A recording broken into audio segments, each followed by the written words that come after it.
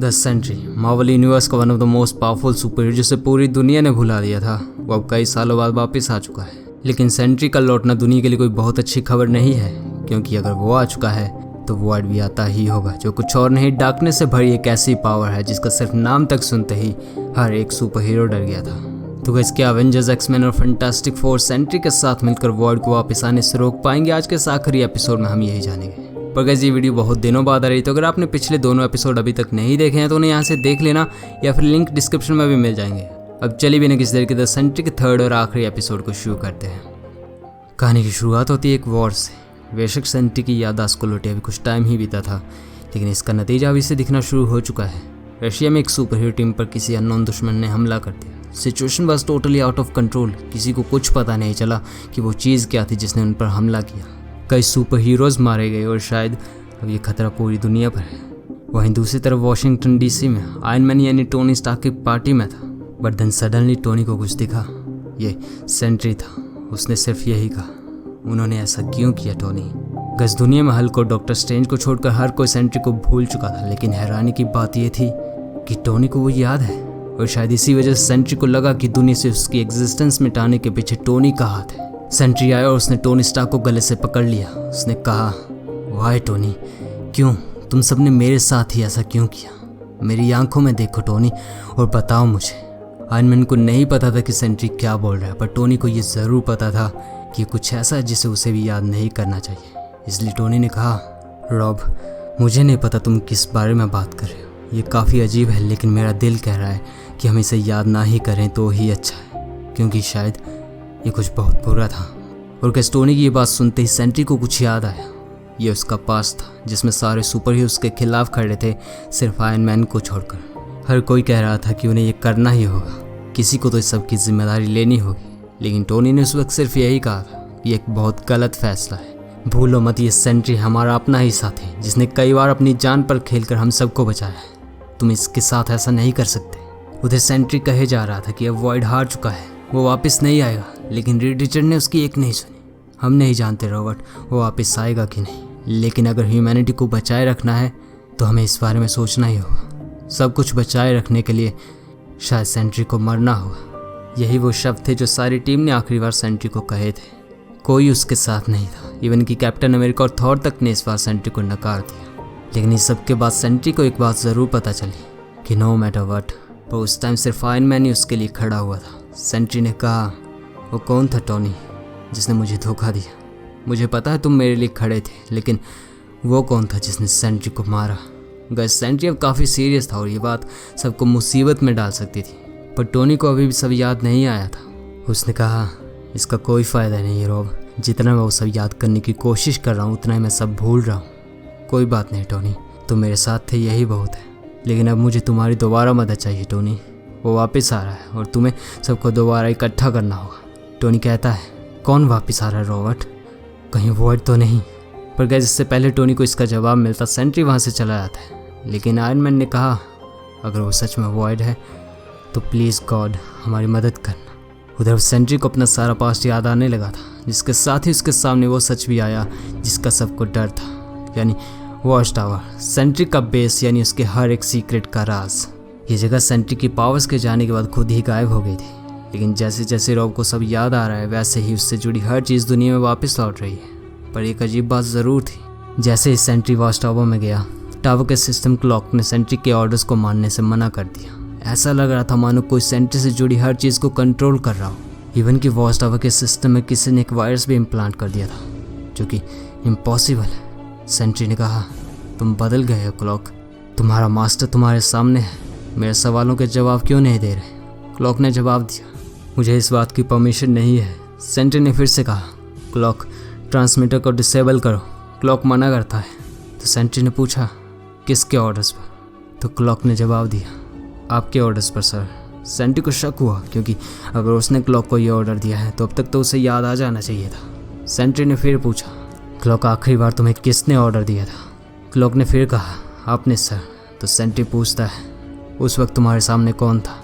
Clock फिर जवाब देने से मना करता है। तो सेंट्री ने कहा, इससे कोई फ़र्क नहीं पड़ता क्लॉक, किसने तुम्हें आखिरी बार ऑर्डर दिया था? बताओ मुझे। क्लॉक ने जवाब दिया, रीड रिचर्ड सर। और गाइस ये सुनते ही सेंट्री हैरान रह गया। उसे यकीन नहीं हुआ कि उसके सबसे अच्छे दोस्त ने ही उसे धोखा दिया है। सेंट्री ने कहा, क्लॉक सारे वेरियस हटाओ, मुझे सब जानना है। गाइस सेंट्री अब गुस्से में था। वॉच टावर के सिस्टम ने बिल्कुल वैसा ही किया जैसे उसने कहा, और तभी टावर से एक पावर फ्लो पूरी दुनिया में फैल गया। लोगों की याददाश्त लौटने लगी।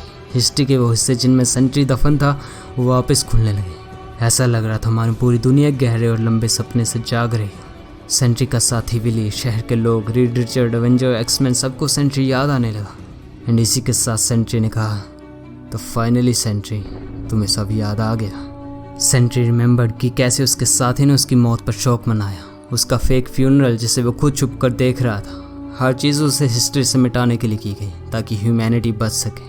जिसे सेंट्री को कोई प्रॉब्लम नहीं थी, वो तो खुद ये करना चाहता था। लेकिन बुरा तो उसे इस बात का लगा कि आखिर में उसी के दोस्त रीड रिचर्ड ने उसे ट्रेटर बना दिया। उस वक्त रीड ने कहा था कि बेशक सेंट्री ने दुनिया को बचाने के लिए बहुत कुछ किया है, लेकिन उसने हमें धोखा भी दिया है। अपनी एडिक्शन को पूरा करने के लिए उसने ब्राइब्स ली, उसने लोगों को मर्डर किए।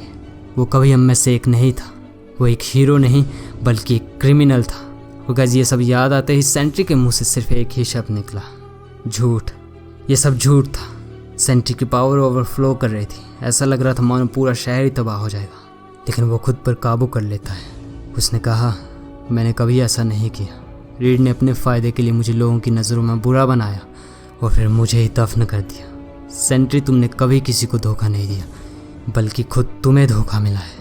और गाइस सेंट्री के ये बोलते ही सब बदल गया। वो गुस्से में था, पर पता नहीं क्यों वो खुद पर कंट्रोल भी बनाए रखे हुए था। और अब पूरी दुनिया जानती थी कि वो असल में है कौन। पर फिर कुछ देर बाद सेंट्री अपने घर लौटा। वॉचडॉग उसका वेट कर रहा था और उसकी वाइफ शायद अब वो सेंट्री को कुछ गलत नहीं कहेगी, क्योंकि अब बाकी की दुनिया की तरह ही वो भी सारी सच्चाई जानती है। उसने कहा, आई एम सॉरी बॉब, मुझे कुछ याद नहीं था, मैं भूल गई थी कि तुम सेंट्री हो। मुझे पता है मैं बहुत मतलबी हूँ, मुझे माफ़ करना। सेंट्री कहता है, कोई बात नहीं लिंडी, ये तुम्हारी गलती नहीं थी, अब सब ठीक है, तुम फिक्र मत करो। लिंडी ने कहा, कुछ ठीक नहीं है बॉब, मैंने तुम्हें 5 मिनट अकेला क्या छोड़ा, हमारे घर गॉड्स तक आने लगे। आज थॉर यहाँ आया था। मुझे नहीं पता बॉब आगे क्या होगा, लेकिन मैं बहुत डरी हुई हूँ।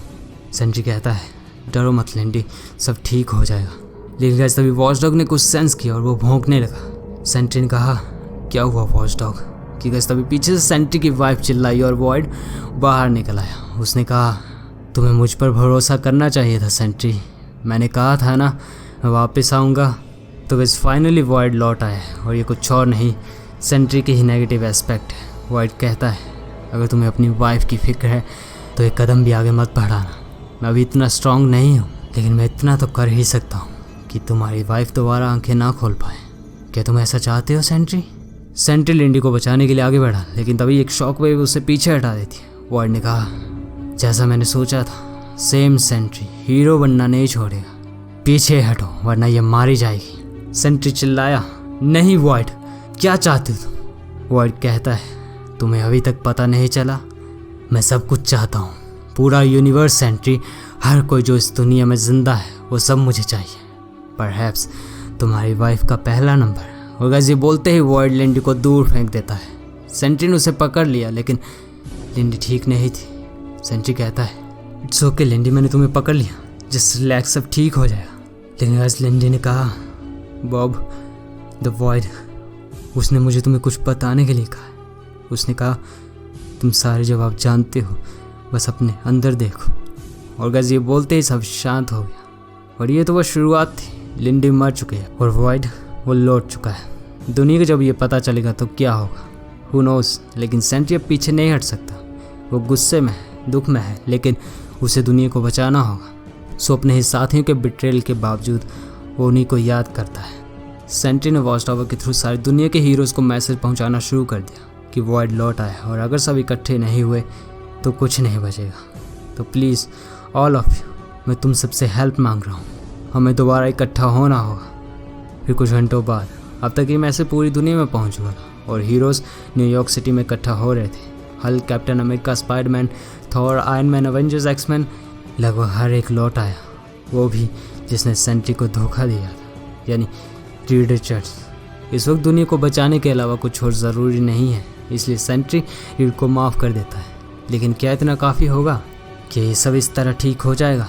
या फिर वॉइड दुनिया को ख़त्म कर देगा। आगे आने वाली कॉमिक्स में हम यही जानेंगे। तो गाइस ये था द सेंट्री का थर्ड और आखिरी एपिसोड। आई नो ये लेट था but I was not well, so hope you guys can understand the situation. अब इससे आगे की स्टोरी किसी और कॉमिक से शुरू करेंगे। तब तक के लिए थॉर की स्टोरी को देखना मत भूलना और वीडियो अच्छी लगी तो इसे लाइक ज़रूर करना। अब मिलते हैं हमारे नेक्स्ट वीडियो में, तब तक के लिए thank you and good bye.